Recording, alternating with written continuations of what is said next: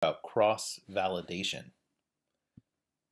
So cross-validation occurs or needs to occur because you are collecting data and building a regression equation using a sample of information. So it's really important to remember that whenever you use simple or multiple regression, the equation gives you the optimal least squares solution for your sample data.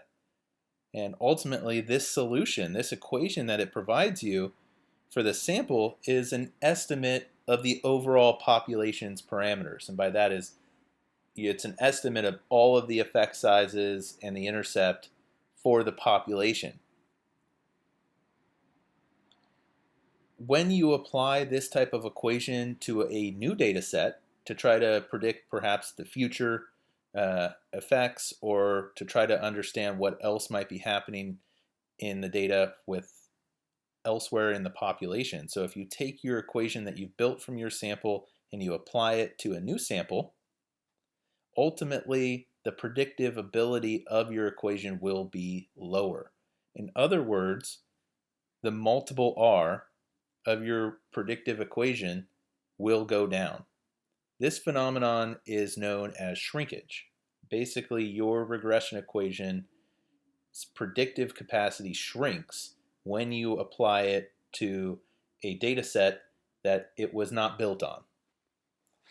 So let's consider 2 points from a population where within the population the effect between two variables is 0. So there's a 0 correlation, but we've taken 2 points and they look like this.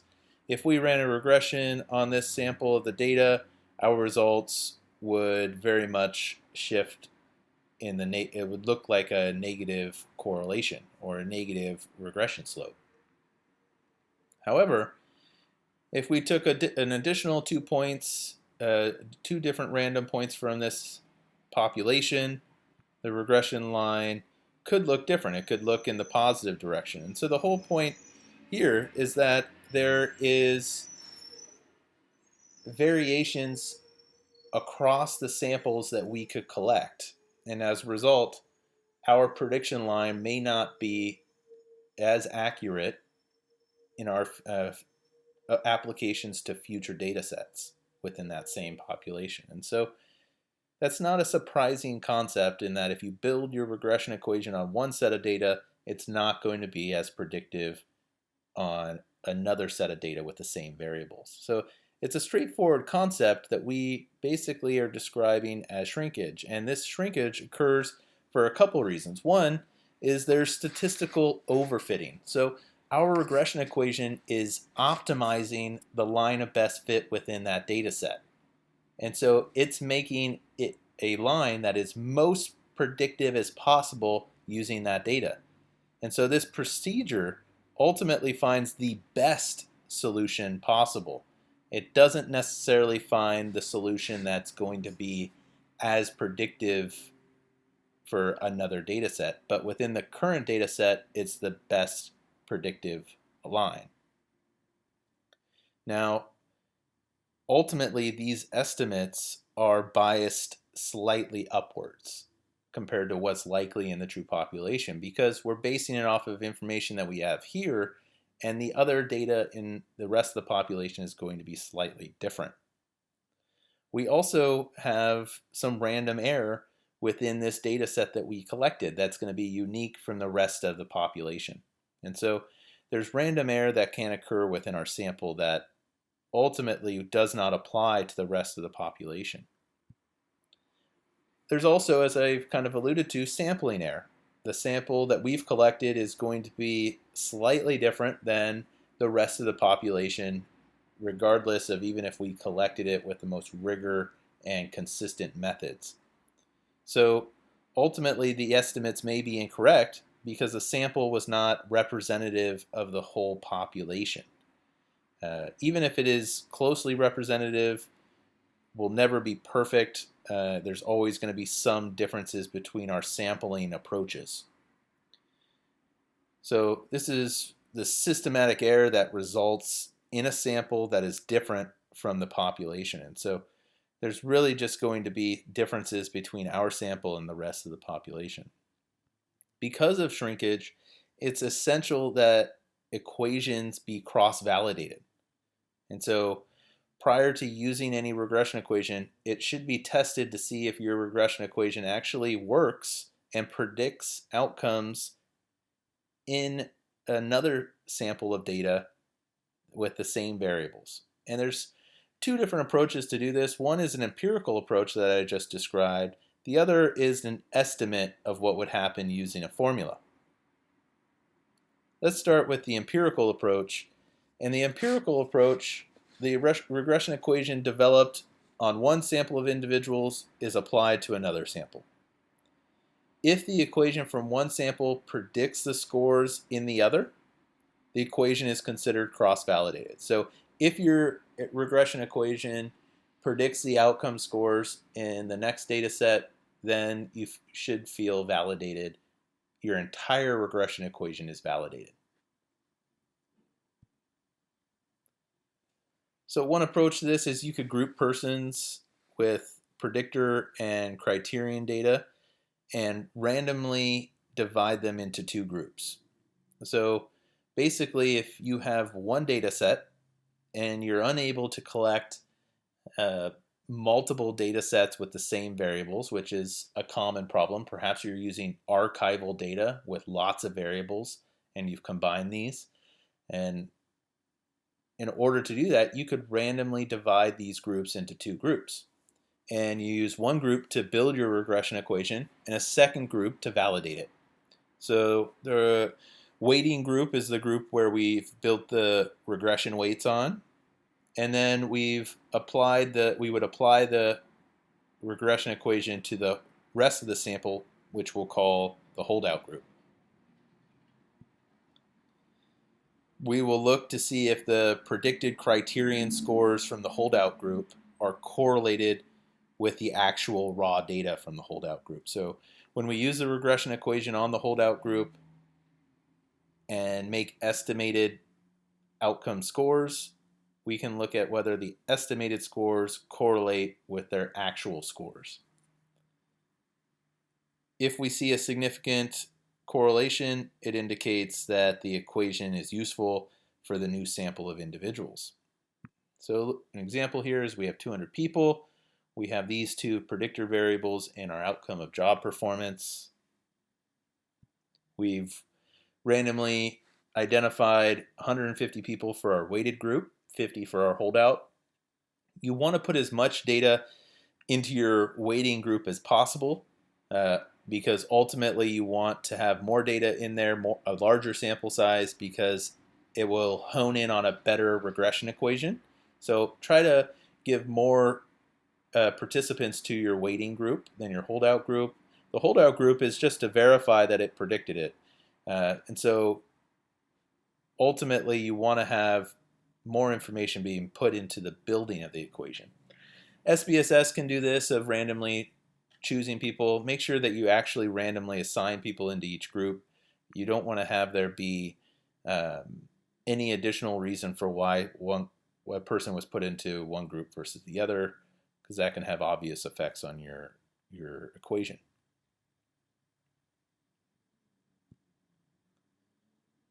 Here's some output that we might find in the weighting group. We have a overall 32% of our outcome was explained within this sample. So from this sample of 150 people, we had an intercept of 1.23, unstandardized regression coefficients listed here 0.39 and 0.28.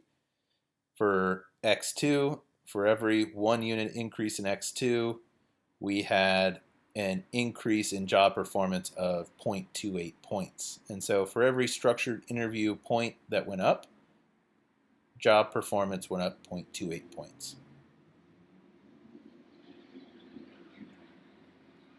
We then would take this regression equation that we've calculated from the 150 people and plug in the raw values from the holdout group for each participant. So we built the regression equation and now we're applying it to the raw data in the holdout group. For each participant, we'll get a predicted score based on their X1 and X2 variables. We then can calculate the zero order correlation between the predicted values for each person and the actual values for each person within the holdout group. Remember, the multiple R is a representation of the correlation between the raw data of your outcome variable and the predicted data of your outcome variable. So we're essentially calculating the multiple R here of how well our regression line explains the raw data. The only difference here is that we've built the regression line from a different set of data and I'm applying it to this actual raw data in the holdout group. So we'll look to see if that relationship is significant. And again, if it's significant, you have evidence of cross-validation. Now, we only used a single sample here to validate that, where we randomly separated people into 2 samples. So we were able to make an empirical cross-validation using one original data set. But ultimately, you still need to divide people into 2 groups. If you only have one sample and can't divide them for some reason, there are formulas to estimate what the predictive capability of your regression equation would be if applied to another data set. These are estimates. These are not going to be as strong conclusions, in my opinion, as running the empirical cross-validation. But it is a formula to estimate how much shrinkage there is. I'll briefly go through these just so you can get a sense of what goes into them. But there's 2 common formulas, the Wary and the Lord-Nicholson. Again, I would recommend the empirical approach to cross-validation. So for the Wary, it's used to estimate estimate the value of the R squared in the population. So you're trying to get a sense of how much shrinkage there would be if you use your regression equation to describe the rest of the population that's out there. You can see that what goes into this is the R squared that you calculated in your sample size, and the number of predictors you had. If we plug this in, you can see that we're plugging in the 150 minus the predictors, and we have the R squared. And that would decrease our population estimate of the R squared just a little bit, down to 0.31. And so we've lost some predictive power as we apply the results from our sample to the rest of the population is our estimate. Again, this is just an estimate. The estimate is based entirely on those 3 factors, which involve the number of predictors and the sample size, as well as your original R squared. So it's the ratio of the number of predictors to your sample size is the key piece of this formula. And so the greater the sample size, the relative to your number of predictors that you have, the less shrinkage you will have. And so that's not surprising. The larger sample that you have, the more accurate it is believed to be representative of your population. But again, this is just an estimate based on how our line of best fit is calculated. It's calculating the best scenario within our data set, and likely there is going to be an inaccuracy of our data set to our overall population to some degree, and this formula tries to calculate it. The other equation, the Lord-Nicholson, you often will use this for more predictive purposes. So you're trying to evaluate your tool of how it will be predictive of an outcome variable with a different data set rather than just the overall population effect. But again, it's just a formula to estimate how much shrinkage would actually occur. It estimates how well the regression equation from one sample will predict scores on average within new samples. So it's a slightly different equation. It's going to have the same type of information put in here. You have the R squared from that you're trying to estimate of how much it will shrink. You have the sample size and your number of predictors that are primarily going in here. This P4 right here, that's going to be this P squared squared.